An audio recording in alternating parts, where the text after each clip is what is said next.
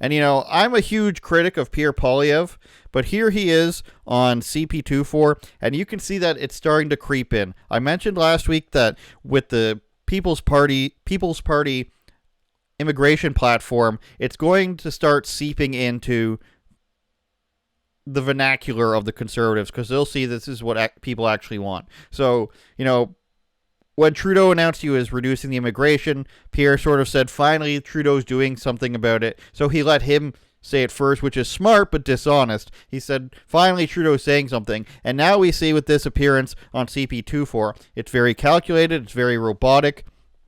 He is now starting to mention immigration a bit more, and this encompasses why I don't really trust the party, because they're so calculated in what they will talk about. They're not willing to give their own real opinions ever. It has to be based on polling and sentiments and in-depth research, so they're always like 6 months behind.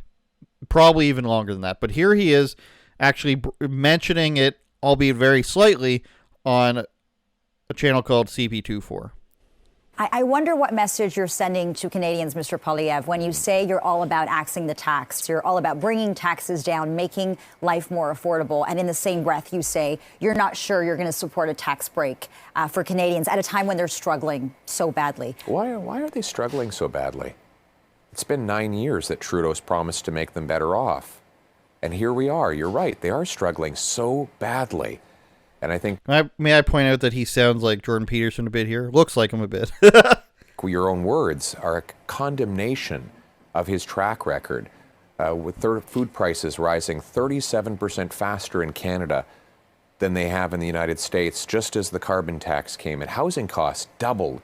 Here we are in Toronto, where you have to earn well over $200,000 to afford a home. That was never the case before Justin Trudeau ran money printing and immigration out of control, before he built up all these bureaucracies that block home building.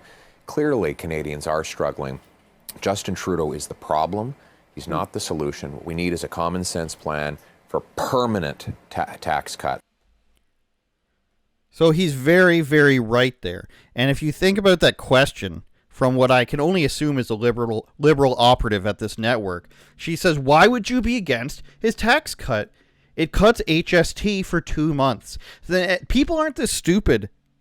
This is the problem with this. Either this girl is terrible at her job and she's the stupid, and she doesn't know more than what she's saying, or she wants to lie to people. She wants to cover for the Liberal Party. Neither one is good. If you have a person on a big network like CP24 like that, and you're asking, why would you be against 2 months of tax breaks?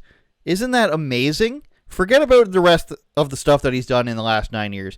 How could you be against him temporarily lowering taxes to make himself look good? How could you be against this? How could you be against Justin Trudeau being like, all right, I know the last 9 years have sucked, but we're going to give you a little break. Here's a tax break and $250. How can you be against that? You say you're for tax breaks.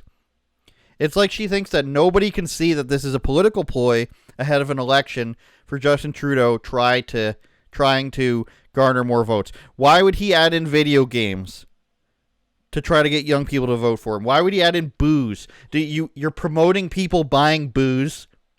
That's the great thing. Booze and video games. Now, who doesn't love booze and video games? Should we be promoting that and providing tax breaks for that specifically? Or should we just have lower taxes overall permanently? If he was to, it doesn't make any sense for him in year 9 to say, okay, now taxes are too high. Now immigration is too high.